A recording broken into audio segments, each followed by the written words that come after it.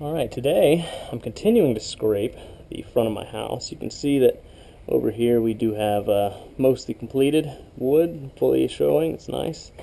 Over here we've got some work done, got some more to do. But right now I'm up on the ladder and I'm trying to deal with this piece of molding that I've discovered is a little bit more complicated than I had originally thought. When I looked at it originally underneath 15 layers of paint, I thought it was just a kind of a convex, kind of round over. But there's a little bit more detail than that, as I discovered. When I brought my scraper blade down across it, I removed some of the paint and found out there was actually a concave section, a little 90-degree bit, a convex section with another little 90-degree bit there, and then a flat along the side.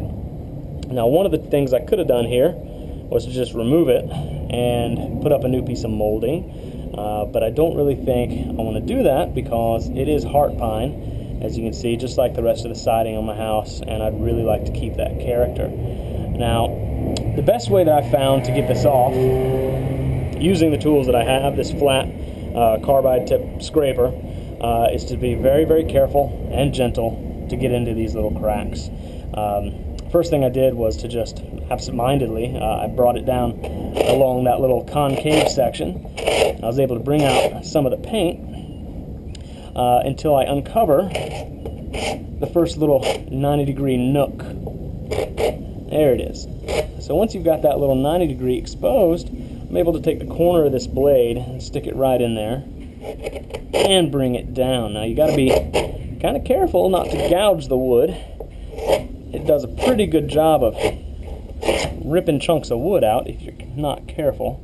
So now I've got that exposed. I want to come back and kind of get into this concave bit. And this is the hardest part with a flat blade, to get a rounded surface. Now, I have seen online and at stores, you can buy scrapers in all kinds of shapes and sizes to get into the little nooks and crannies on your house, but I've discovered that this little guy does just about as good a work as I need it to. Okay, now I'm going to come over here for this convex section, being careful not to make flat something that was round, and found that other little 90-degree nook down here. Get my blade into it cornered and bring it down.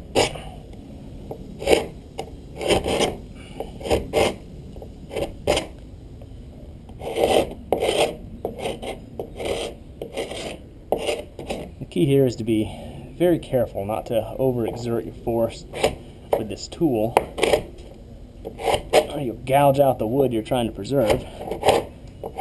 There we go. Now, that's mostly taken care of. Now, I'll have to come back in later with a sander, which is not my favorite thing in the world, but and, you know, I probably wouldn't do this on the rest of the house, around the back where people aren't going to be, but since this is the front porch and we got the swing and the rocking chairs and stuff, and we're going to be really close to this, I do want it to be as nicely preserved as possible. So, if you've got the time and the desire, you can do just about anything you want with a simple little scraper.